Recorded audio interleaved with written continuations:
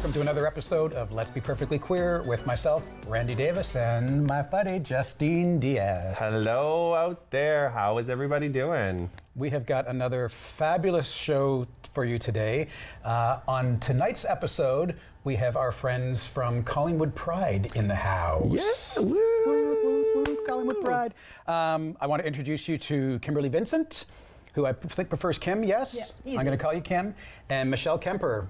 Now, you are both from the Rainbow Club as well? Yes. Yes, Okay, we sure are. because the kind of Rainbow Club is how Collingwood Pride sort of morphed out of the Rainbow Club, correct? Yeah, it's like an offshoot of the Rainbow Club. Excellent. Yeah. Well, why don't we start there? Give me a little bit of history of the Rainbow Club, when it started, and how that offshoot of Collingwood Pride began. Yep. So it started as a conversation multiple years ago. We were actually incorporated as a nonprofit in 2020, and then we had grand plans to start really building out Pride festivities. And What happened to change that? I know. Can you imagine? We do not talk about that anymore. The time that shall not be discussed. That's right. So we, the first year we did an online Pride, and then took a hiatus. And then last year we had a really successful big Pride in person. It was incredible, the kind of community support we had, how celebratory it felt, how welcomed by the community we felt. It really was quite incredible. And so we've got big plans for this year. And we also, as the Rainbow Club, have all kinds of other activities that we do Throughout the year. Social activities, kind of basically make sure that our whole queer community is connected throughout the South Georgia Bay region. That's exciting. So what is your position with the Rainbow Club / Collingwood Pride? So I'm the vice chair of the Rainbow Club, and so we, along with a whole team of people, are kind of the conspirators and the ones doing all the organizing to make Pride come to life for our community this year. That's fantastic. So how about give us a little teaser then? What can folks expect at Collingwood Pride this year? So our tagline is celebrate, innovate, and educate. And so because we know that the history of Pride is long, and that it started as a riot, and it started being about embedded in rights movement and trying to build community so that we all, no matter what we look like, no matter who we love, can feel safe in our communities. And so I think we start from that idea and then build from there and make sure that we're like having a big party, but also that we're doing lots of education. And I know that Kim has been really involved in making the education piece come to life and the advocacy piece come to life. So. We're going to have 3 educational panels. So pathways to parenting, beyond the binary, and how to create a safe, welcoming environment. And we're also very much focused on the youth as well. So we're going to do like a youth workshop and seminar, make sure that the youth get involved. That's amazing. And That's cool. The whole thing is free and accessible for everyone as well. Of course, there's like paid events throughout the weekend. Yeah.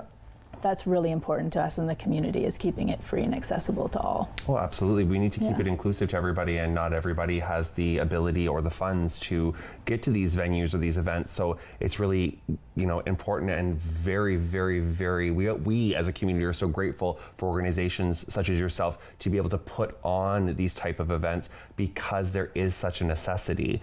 Now, that was my next question to you, is where did the necessity come from? What was the conversation that sparked this? Like, Collingwood itself is a very small kind of cottagey-ish city town that has slowly started to boom and become more of a kind of big Toronto North, I guess, kind of town. So where was this necessity born from?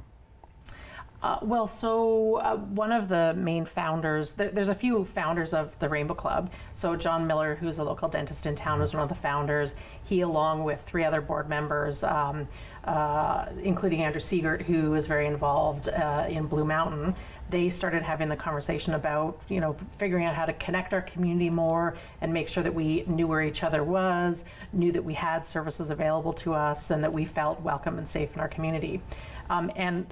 Shortly after they started to do that work, there was a young person in our community who was trans, who was kicked out of their home by their parents, and they ended up, being out on the street and then being moved to a different community and ended up dying of suicide.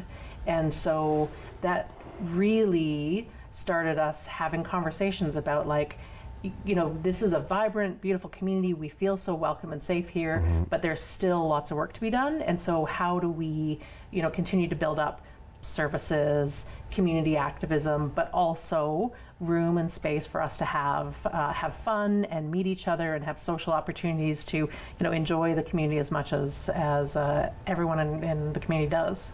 That's fantastic. Yeah, I'm always surprised at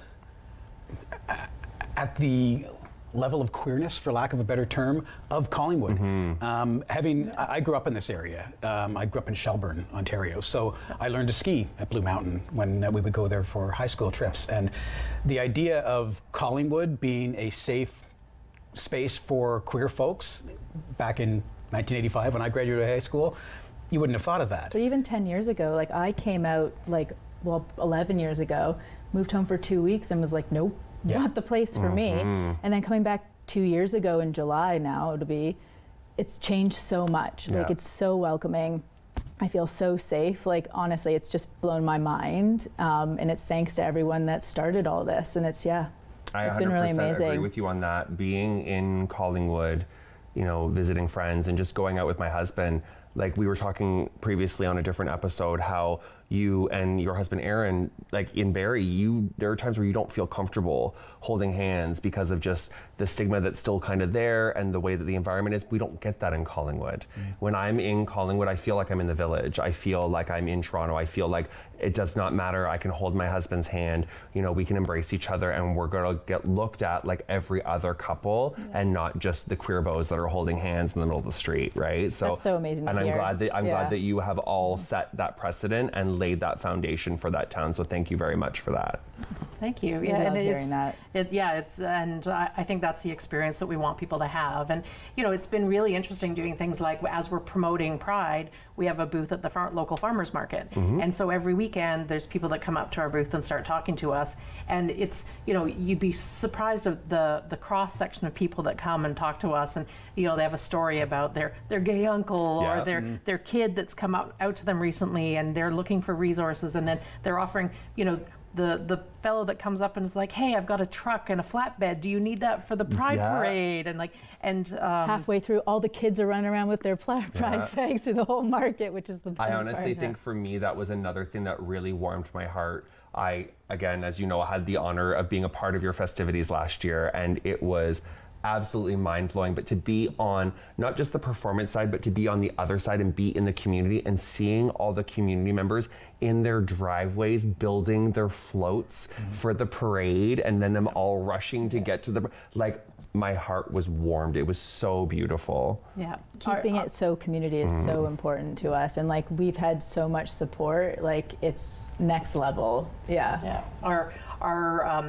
Our town council has endorsed the event and has provided funding and has been, every single, like we had unanimous support from the town council. Wow. We've had lots and lots of local businesses, realtors, banks, media companies that are all on board, hotels that have offered in-kind hotel rooms. Like it's been really incredible, the support that we've felt in the community. Yeah, and I agree. I think that's important to maintain the community aspect of an event like this, because we see so many prides that get so corporate focused. And it's great to have those funds, right? And to be able to promote things the way that we can when we have more money. But the heart of Pride has always been about community and for people. Community. Yeah. And I think the fact that Collingwood Pride is a reflection of that is kudos to you and your team. Absolutely. Yeah, big claps to you both and to everybody. What do we have, like, you've given me a broad idea of what's going on this year, but give me some specifics. Who do we have some drag performers that are going to be in town this year? I mean, what is this party going to look like? So on Friday we have My Son the Hurricane as the headliner, and then Saturday is going to be the Spice Queens, which is going to be pretty epic. Wow. So we're very excited about that. We're going to have a lot of local talent as well, which we're really excited about. I'm sure everyone knows Enya Dreams and Christopher Cummings as well. So that's very exciting. We have drag boat cruises. Yes, again hosted by we're taking Pride to Sea. Yeah, exactly. Nice. And Katinka Couture will both be doing boat cruises, so that'll be fun. We're starting on the Friday with a flag raising, and so there'll be lots of local dignitaries to do that. And then we're opening up a big festival site, and so there's going to be a big main stage with a beer garden and porta potties and a full vendors market. You still have to pay for the beer. Oh, the yes. event's free, but you still have to pay for the beer. That's fair. Unfortunately, you know, those are things that can't be done with our liquor laws. You want to talk about strict laws? Our liquor laws in Ontario are one of the strictest. So definitely free alcohol at a party or a venue like this is not acceptable. But no, that is fantastic. Yeah, like last year with everything that went on, I said to myself, I cannot wait to see this grow even more and to see what they have in store for the next year and the year after that. So thank you again so much for everything that you do. I myself, my husband, I know that some of our other friends, I know you won't be here unfortunately because you will be out east with your husband. But you know, a lot of our community is looking forward to this. So thank you so, again, I cannot say it enough. Thank you so much for everything that you do, all the hard work, because it really does mean so much, not just to us as the adults in the community, but like you said, for the younger generation, for the youth, to see this representation, to see that, oh my God, I have a tribe. These are people, there are people who are like me that you know, love and respect me as a human being. So that in itself is just a gift to our community. So thank you. And Kim, why don't you talk a bit about some of the, because we're also doing kind of a family-based space and we're doing some pretty fun activities. We're just excited to get involved. We're hoping to have like a tie-dye station for kids. We're definitely going to do more like three-legged race and different events like that. There's going to be a dance class, but also the library is going to be hosting a lot of things. So we know specifically Drag 101, which is fantastic on the Friday. Yes. And there's going to be events on the Saturday as well. So there's going to be scattered of things to do for family as well. Absolutely. That's fantastic. I want to touch a little bit about the education and advocacy piece of Pride in Collingwood. Can you talk a little bit about that and what that's going to look like? I mentioned before there's going to be the three adult family panels, so you can bring anyone you want, but pathways to parenting. So we're going to have an array of parenting and just different people on the panel being represented. Then we're going to have Beyond the Binary, which is going to be hosted by Miles Sexton. Yes. They're fantastic. I love them so much. Them and their partner, wonderful human beings. Yeah, Ty's also going to be at the festival as well, which is going to be fantastic. And then also we have Creating a Safe and Welcoming Environment, which Tyler Boyle will also host. So amazing. Yeah, it's going to be 3 amazing panels. And then also one for youth that we're going to be hosting at the Foundry. So the 3 other ones are going to be at Simcoe Street Theatre, and then we're doing one for youth at the Foundry as well. So we can all be on the same level rather than talking like down to youth, which I think is really important. Absolutely. And we're hoping to have Sex Fluent involved in that one as well. Nice. So really open up the conversation and create resources for young people. Big fan of Sex Fluent. I had a hand in some of the production of Sex Fluent. If you go to the Sex Fluent site and click on the U=U tab, you will see a video of my campaign, the I Can Give You campaign, which also features Miles and others within our local area of folks living with HIV. So that's great. Great to know. Yeah, they're a great team. Yeah, absolutely. And CanFAR, And again, this message, these forums that you are bringing to these events, because again, a Pride isn't just a party. People forget that. They just see it as a party. Like you were saying before, when we get into these bigger areas like Toronto Pride, Montreal Pride, it becomes very corporate. We get all of these people just throwing money at it because it's a thing to do, but people forget what Pride actually means and what it's actually for. So by bringing these forums to an event like this, it really helps people understand again why Pride was a riot, why it was a protest, why we stand up for each other as queer people, and why we continue to do this and why we need to continue to educate. So again, amazing, amazing work. Thank you. And on the Sunday, it's also going to be more of a variety show and open mic. So rather than it's just anyone in the community who wants to perform. That's awesome. Whether you're starting out in drag or you're an artist or anything, get on the stage, you can sign up, and it's going to be just a time again to really basically highlight the community. That's very cool. That's very cool. And on the we haven't even talked about on the Saturday we've Grace, who's a 9-piece mostly kind of a lesbian / non-binary trans folks band. They're going to be playing. We've got a bunch of DJs that are playing. The Spice Queens obviously are doing a full set. It should be really fun. And then there's a parade at 5 o'clock down the main street in Collingwood. And we've got lots of people kind of getting involved with that, lots of floats and fun. And it's actually being broadcast live by Rogers. Go Rogers. And Monica Schneer and Tyler Boyle are going to be the main MCs for the parade. So it really, Amazing. And actually my favorite moment, just to make it personal for a moment, last year was on the Pride float, and it was the very last float during the parade. And you know, we were having such a great time, and it was so great to see all these people feeling very celebratory on the street. And at the very end of it, we turned around and realized that there's thousands of people on the street. They'd all come in behind our float and were marching behind, and it was just this, like, the feeling of acceptance that kind of washed over us on the float was, it was really incredible. I was standing with you on the float when that happened, because you had turned around, because we were with John, yes. and you turned around and talked to John at that moment, and I could just see the tear like rolling down your eye, and at that moment I was like, oh, I'm gonna turn around because my makeup gonna run. Yeah, because I felt that energy, I felt that joy from you, and that right there is like you seeing your baby, like all of your hard work in being put into fruition. Like, you did the thing, and you did it well. So congratulations to all of you. Yeah, this community of people put this together and made it happen. Yeah, it was really beautiful. Yeah, there's something powerful when you are in that space, and just, I don't know, I've felt it a few times when we have in the past, in my past association with Barrie Pride, when we would do queer events and have obviously a very small group of folks within our community come together. And the great joy for me is just sort of sit back and just watch.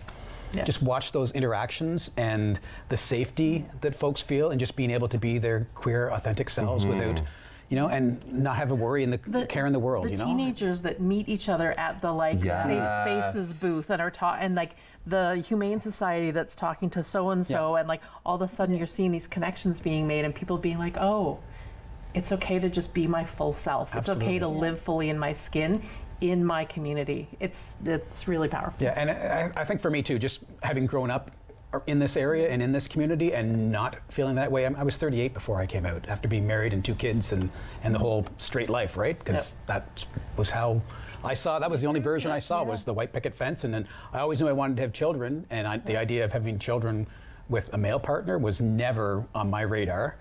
So that was one of the reasons why I got married, was because I knew I wanted to have kids.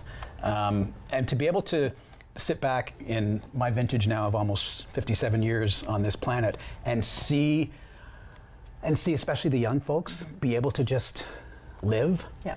You know, and there's so many folks out there that need these events, that they can go and realize that it's okay just to be see representation. You. Exactly. I think like that's a big thing, even just for me coming out, is not seeing like a version of myself when I was younger. So 100%. yeah, it's nice just to be able to give that to everyone. Exactly, like we were talking about before, everybody's experience is different. My queer experience is different from your queer experience, it's different from yours, but we all need to have that person that we can see, that we can connect with, that we can, you know, have someone we can almost emulate, you know what I mean, as a role model. We never got that. We never got that as queer kids, right? You know, growing up in the 80s and 90s, we never got that. But, you know, I was fortunate that I was able to come out earlier in life. I was 18 years old when I came out, but I was the only out person in my high school, and I got put through the ringer. Like, you want to talk trauma, honey, we can talk for days.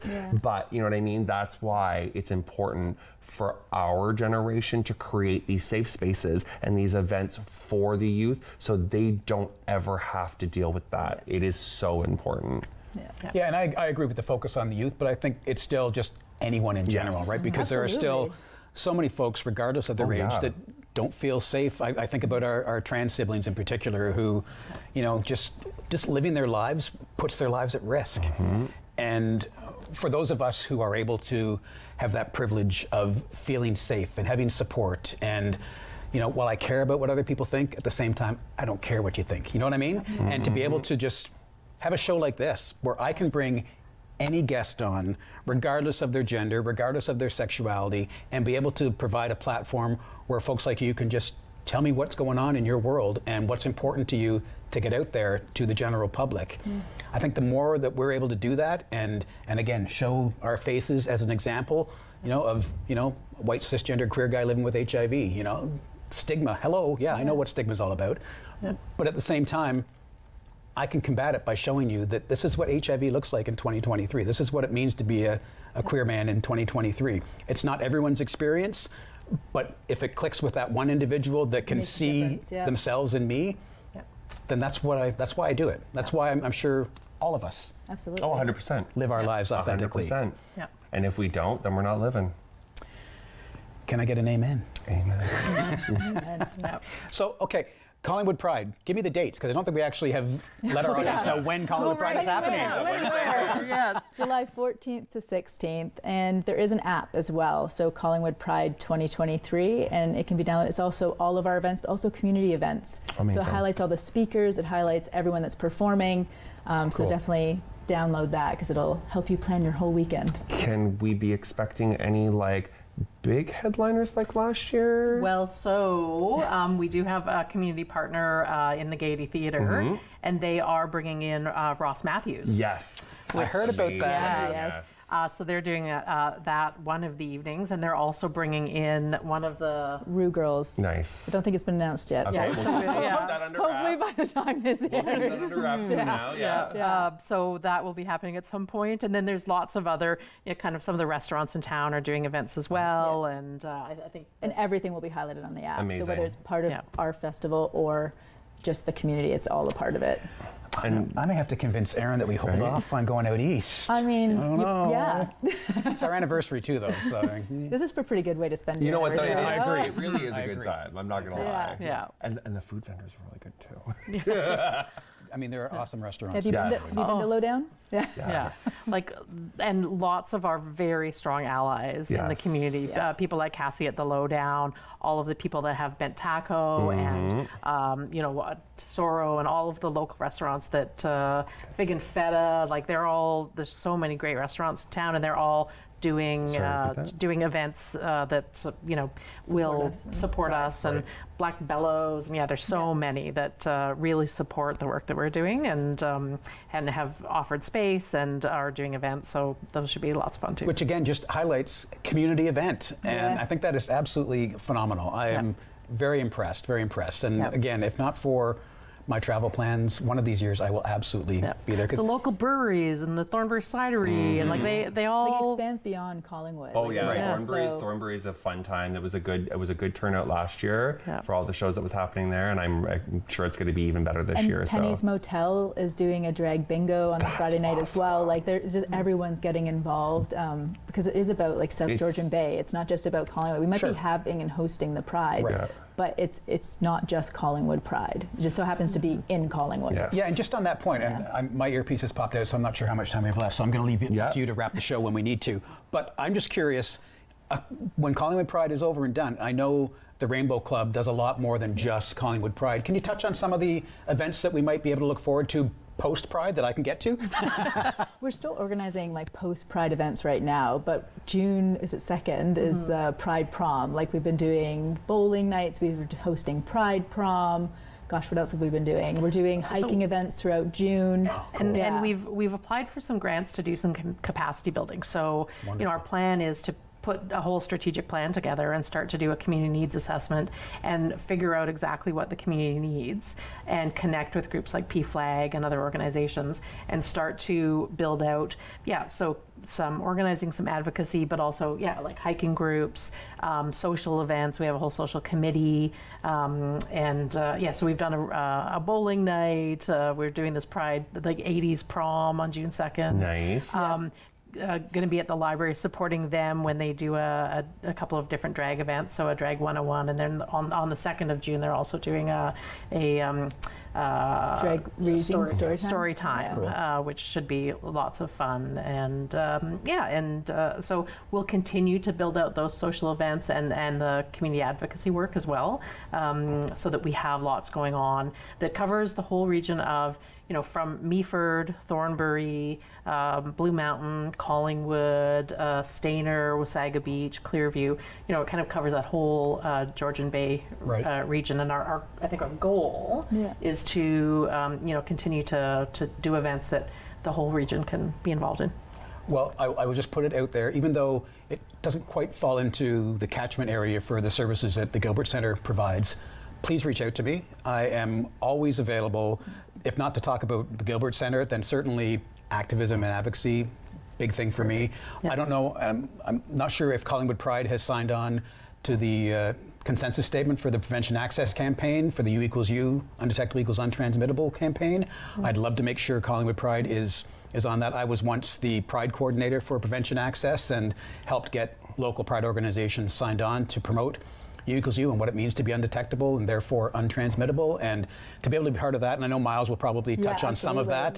They are a great advocate for folks living with HIV, but anything that I can do, That's please really important. We'll let me definitely know. try. Speaking of which, we just want to touch base quickly. You're talking about advocacy. Let's talk a little bit before we have to wrap things up about the allies that we have supporting you and the advocacies that are happening throughout Collingwood Pride. Like, let's talk about some of the people that are helping to support us outside of the community that are helping support our community. So from a sponsor perspective, we have lots of amazing sponsors. So again, town, 100% of the people on town council supported us and passed a motion to both do a flag raising, sponsor, put their money where their mouth was. Amazing. The Collingwood Music Festival moved they had something during our flag raising, and they've moved the time in order for us to have it. That is that's amazing. the community vibe. That is Do you know what I definitely mean? good community. And they're bringing in Jeremy Dutcher as part of their music festival that's happening, so that can be part of our Pride festival as wonderful. well. Fantastic. So that's going to Yeah. be amazing. I think their music festival's happening at the same time, so But we've been promoting each other, which is really nice. Cross promotions, how to do it, Yeah. right? And the TD Bank has been a key sponsor the last few years financially, and so they have stepped up again this year. Real estate companies. Yeah. The Lowdown as well. Lowdown is really involved. There's the Peak Peak FM. FM is involved. Honestly, we're stalling because there's so many, Right. and they're Yeah. all on the app. Like literally, you can see every community, every sponsor, everything's listed there. There's just honestly, it's endless how many have gotten involved this year. Yeah. And again, we find the app how? It's any app store, and it's Collingwood Pride 2023. Got it. Yep. So Beautiful. both on Google Play and on the Apple Store. Perfect. Yeah. Yeah.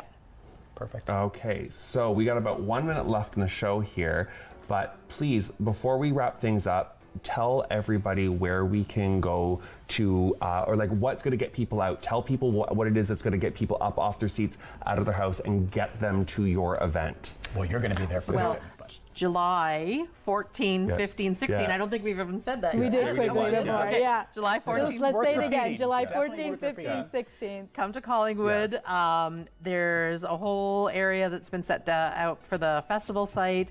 We're having a flag raising at 6 o'clock. 6 o'clock at the library on the Friday. Then we've got festival main stage happening for the next 3 days, and there'll be a Pride parade at 5 p.m. on the Saturday, the 15th.